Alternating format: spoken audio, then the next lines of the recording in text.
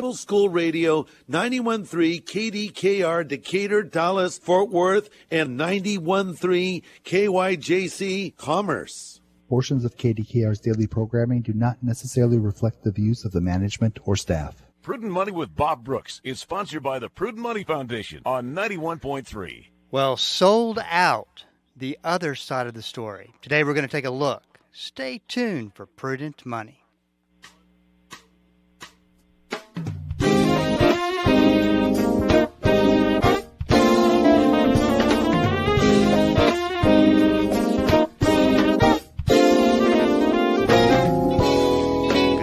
This is Bob Brooks, and you are listening to the Prudent Money Radio Show. Thank you so much for joining me today. You know I do appreciate it. Well, what do the next 2 to 4 years look like? Well, New York Times bestselling author Jim Rickards is my special guest today to talk about his latest book, Sold Out, How Broken Supply Chains, Surging Inflation, and Political Instability Will Sink the Global Economy. Jim, great to have you on the program today. Thanks, Bob. Great to be with you. You know, Jim, one of the things that you point out at the very beginning of the book, and I think is so very, very important, is that what we're going to talk about are some potentially difficult things to hear, but they're all part of markets, all part of political instability and the economy. And so you make a point that I think is so important to start at, that whether we sink or swim depends on how prepared we are and what we do now to prepare for the coming collapse. And I think it's so important that listeners know that there are steps that can be taken to prepare for an uncertain future and still come out okay.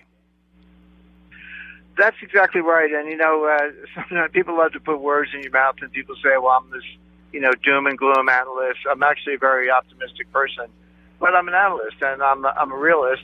So if there's, difficult news or challenging situations, I point them out, but I never do that without offering some solutions. I don't think it's good enough just to, point fingers or yell, the sky's falling or whatever. Maybe it is, but there's a lot you can do. We're not helpless.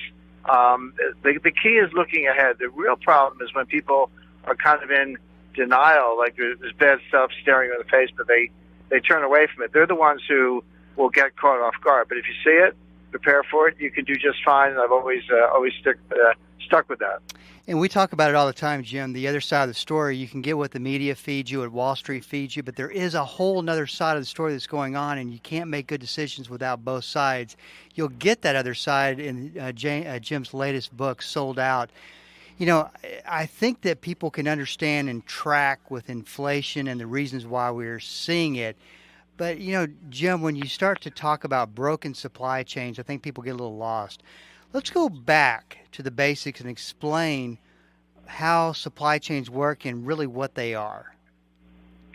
Sure, and I give a very simplified example in the book, Bobby. So you go to the grocery store and you buy a loaf of bread. And you say, well, okay, where'd the bread come from? And people say, well, it came from the bakery. The bakery's on the other side of town, and a truck took it from the bakery to the store, and that's the supply chain. Well, that's true as far as it goes, but that is just the tip of the iceberg. So you got the bread, but it's in some kind of wrapper. It could be paper, it could be plastic or whatever. Where'd that wrapper come from? Well, it came from some other company that made it, that had their own inputs. Well, okay, what about the truck that took it from the bakery to the store? Where'd the truck come from? Who made that? How does it run? It runs on diesel fuel. Where'd the diesel fuel come from, et cetera? The driver had to be trained. But even go back to the baker. Well, how do you make bread? You bake it in an oven. Well, where'd the oven come from? Well, someone manufactured it. You need tempered glass and steel and semiconductors, et cetera, et cetera. And what about how do you make bread? Well, it comes from flour. Where'd the flour come from? It came from a mill. How did it get from the mill to the bakery? Probably a train. Where did the mill get the flour? Well, it came from wheat. Where did that come from? The farm. You take my point. You can keep going back further and further into what we call the extended supply chain. The problem today, and the reason it broke down, is the supply chains go from Chongqing to New York. These are 9,000-mile, trans-Pacific, intercontinental supply chains with hundreds of points of distribution, transportation, warehousing, preparation, manufacturing, et cetera. And every one of those points has its own supply chain of input. So when you really put it all together, of course, you can comprehend this theoretically, but nobody could actually put this all into a computer. There's not enough computing power in the world. But so you can see when we make it this complex and this big, the price that we pay is that they're very vulnerable to breakdown. And have we ever come across a situation like this in history? I know that you're a big history buff and you study past economies and whatnot, but have we ever seen anything like we're seeing today? Not like this. Now, I do make the point in the introduction to the book. I talk about actually a Bronze Age shipwreck from around 1200 BC. It was discovered off the off the coast of Turkey in the Mediterranean. It was a sponge diver. He was, looking for sponges on the bottom, and he found a funny-shaped jug, and he reported it to the authorities, and they explored it, and it turned out to be the greatest kind of treasure of Bronze Age artifacts ever discovered in any shipwreck. Now, so this boat is off the coast of Turkey. It's like, as I say, 3,200 years ago. But on board, they found amber, which comes from the Baltic Sea region. They found gold, which at the time was coming from Sudan. They found weapons, which would have been made in Damascus, present-day Syria or Israel. They found olive oil and figs, which would have come from Spain or Italy, etc. Even a carving of Queen Nefertiti, which is probably on its way to Alexandria. So you take all those points I just described and plot them out. That's an area of 5 million square miles from the Baltic Sea to the equator. So the point is there's nothing new about supply chains. But what is new is supply chain science. That really started around 1989 with more computing power, artificial intelligence, applied mathematics, etc. And at the same time, what happened in 1989? Fall of the Berlin Wall, 1991, the collapse of the Soviet Union, and then 1992 was when China really emerged after Tiananmen Square really became more of a global trading power, and so on. So that was really the beginning of globalization. Now we've had international trade for a long time after World War II, but Russia was not in the system. Remember, in the 60s, Pepsi-Cola put a bottling plant in Russia, and you would have thought that Nirvana had arrived, because there's one you get a bottle of Pepsi in Moscow. But Russia was really out of the system except for some basic commodities. China was out of the system because of Mao Zedong, and we didn't have the logistics and the computing power. So, yeah, international trade, but real globalization really came up in the 90s. Well, the scientists and experts and engineers and others took it and ran with it. The goal was efficiency, efficiency, efficiency. Make it cheaper, source the cheap labor in China, source the cheap inputs maybe in Russia, do whatever it took, cut down transportation lanes, etc. And it worked. We didn't have much inflation in the 2000s. People talked about inflation. Yeah, 2 years ago, yes, it started.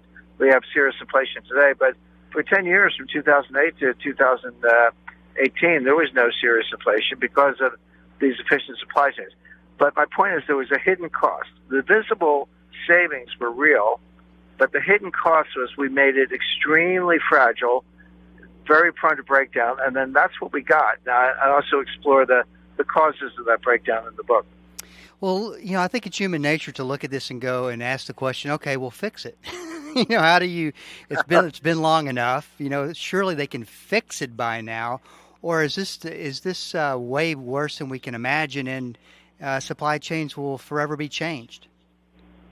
Well, I think that's exactly right. Again, going back to my Bronze Age point, we're always going to have supply chains, but the new supply chain that's emerging now is going to be different. Bob, I talked to a guy, CEO of a major tech company. There were thousands of people involved, but probably the single guy who made his greatest contributions, to modern supply chains. And he said to me, Jim, you have to understand, it took us 30 years to build this, from 1989 to 2019.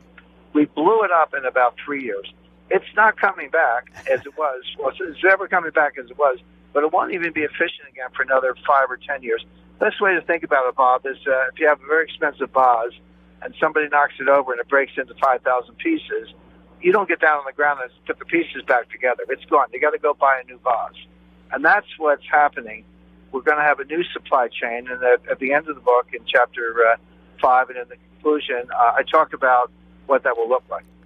This is Bob Brooks, and you are listening to the Prudent Money radio show. We're talking to Jim Rickards about a great book called Sold Out, Jim, I don't know if you remember, I know you've done hundreds upon hundreds of interviews.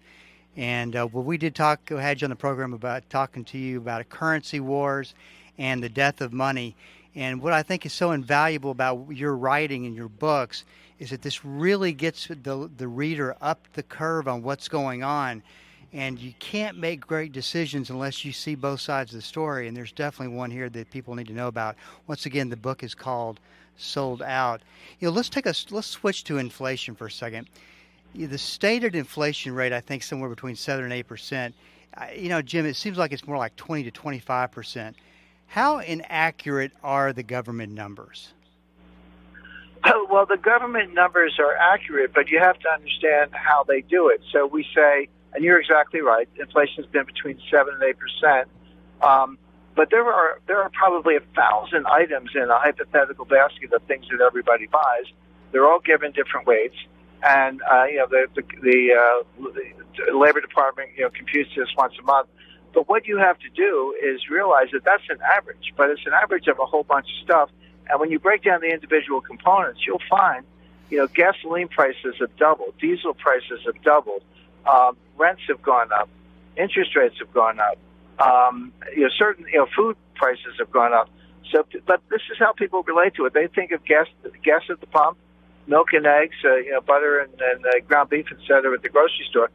Those prices have gone up a lot more than 7 or 8%. So you're right about that. Pardon me. Now I could give you a list of things that have gone down. Computers and iPads and cell phones. But you can't eat a cell phone, right? You don't buy it every day.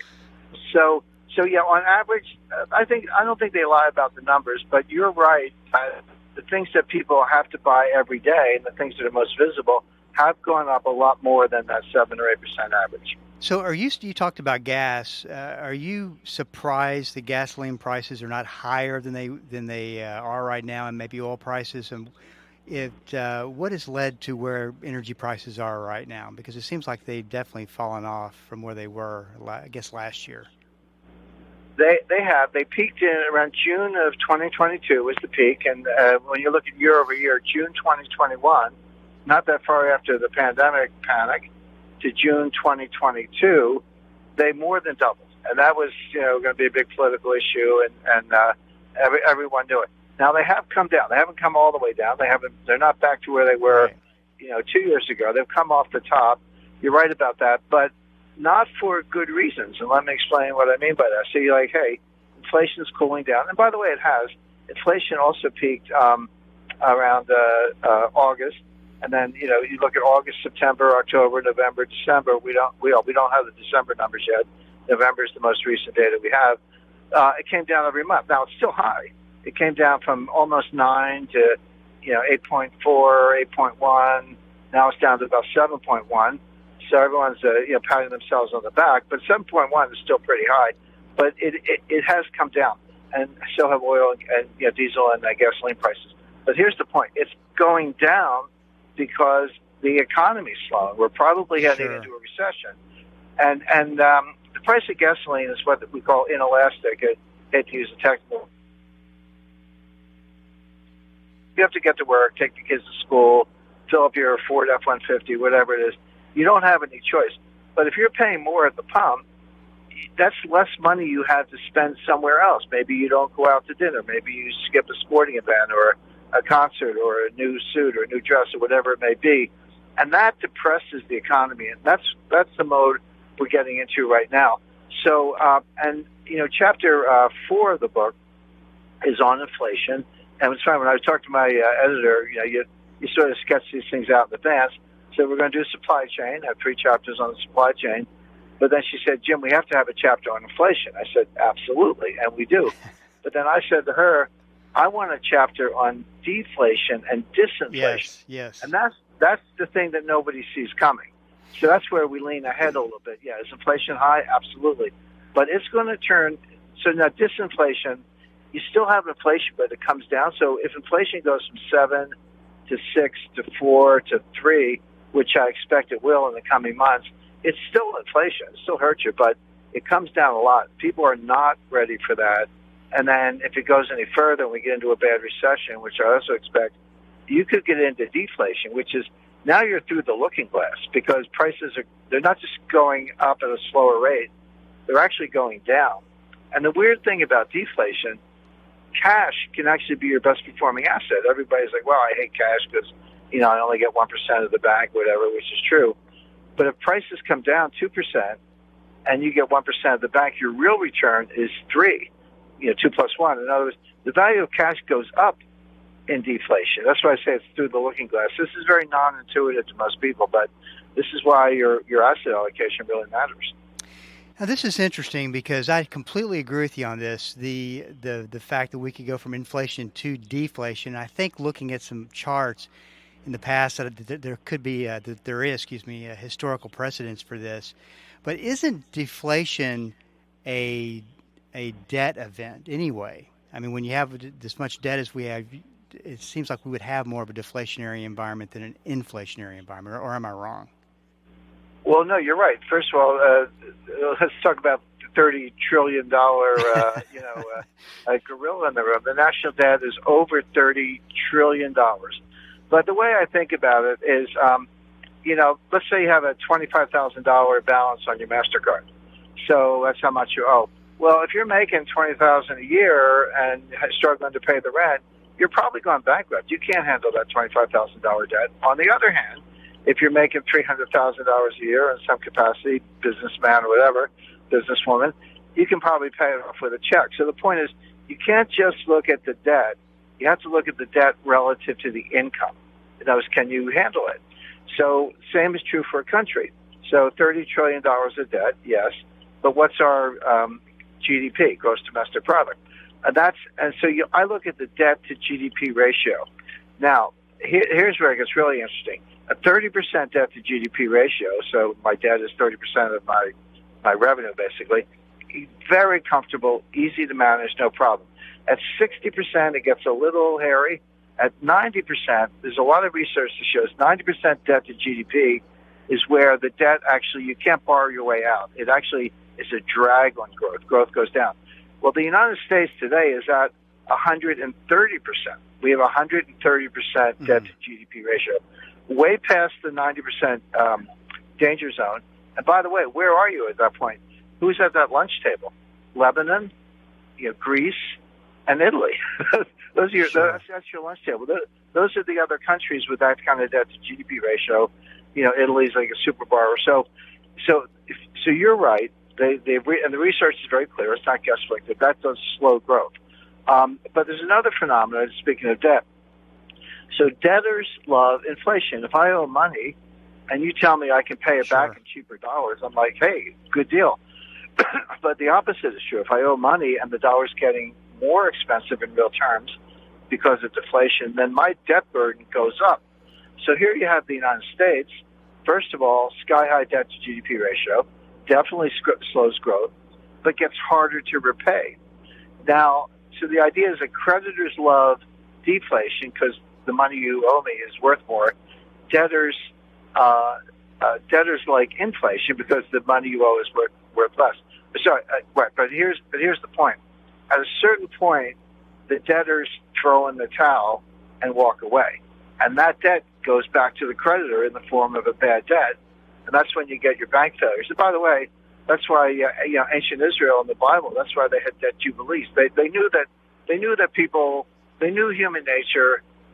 They knew that people borrowed too much. They knew that there were occasional defaults. And so on a 50-year cycle, all debts were forgiven because it was a way to kind of, it's like restarting your computer, just start the thing over again. You mentioned recession a second ago, and it's really interesting to me because it seems as if everybody is forecasting a recession for 2023. And the old saying that when everybody thinks the same way, everybody's usually wrong. It kind of makes that contrarian part of me look up. What's your opinion on that? I mean, everybody's calling for a recession. Where do you think that fits in? Well, I could be a bit of contrarian, not for its own sake, but often because the people doing the forecasting have very bad models. By the way, you will not find a worse forecasting record than the Federal Reserve. Right. They're just always wrong. So the contrarian attitude, if you will, is helpful. But here's the point. You're right that all J.P. Morgan, chief economists, and Wall Street economists are all calling for a recession, but they're calling for a mild recession. Who's ready for a severe recession? Who's ready for something like 2008 or worse?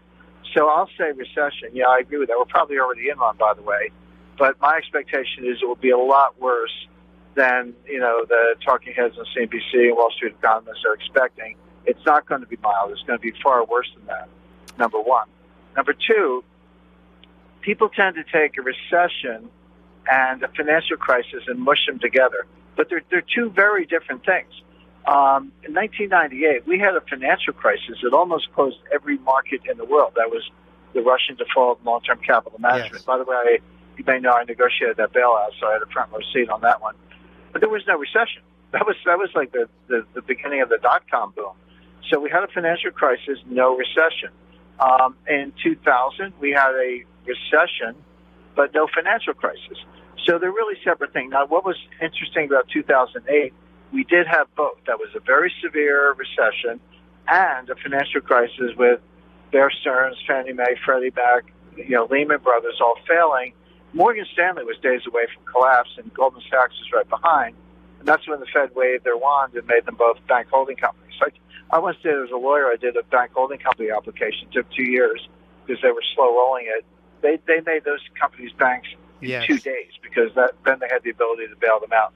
So the question is, okay, recession, I think it's going to be more severe than the consensus, but I see a global financial crisis happening at the same time. And this is way behind the curtain. You got to get deep in the plumbing of the international financial system to see this in the form of what are called inverted yield curves and Eurodollar futures markets. Again, I don't want to get too down in the weeds, but there's some very bad signs there.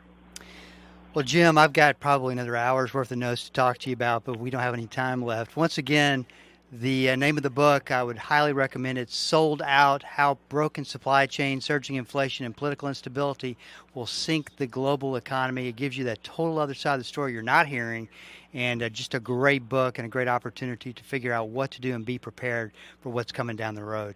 Hey, Jim, thank you so much for coming on the program. It was great to have you on. Thank you, Bob.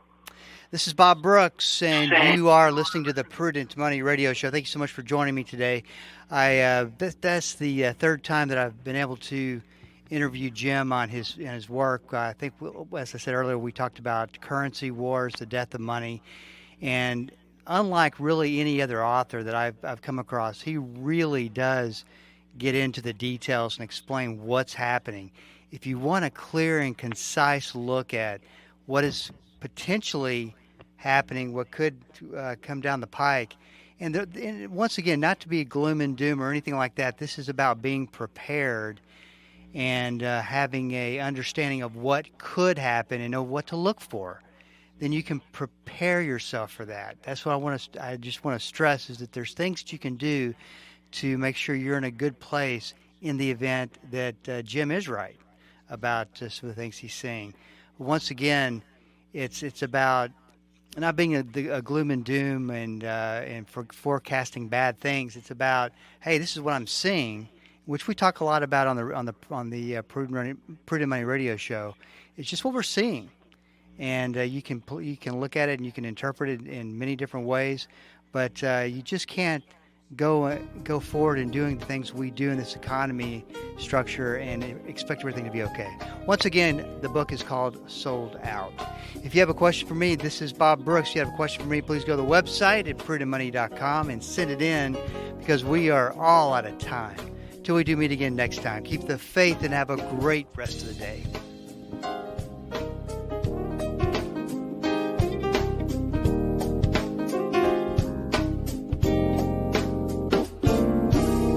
That's all the time we have for today.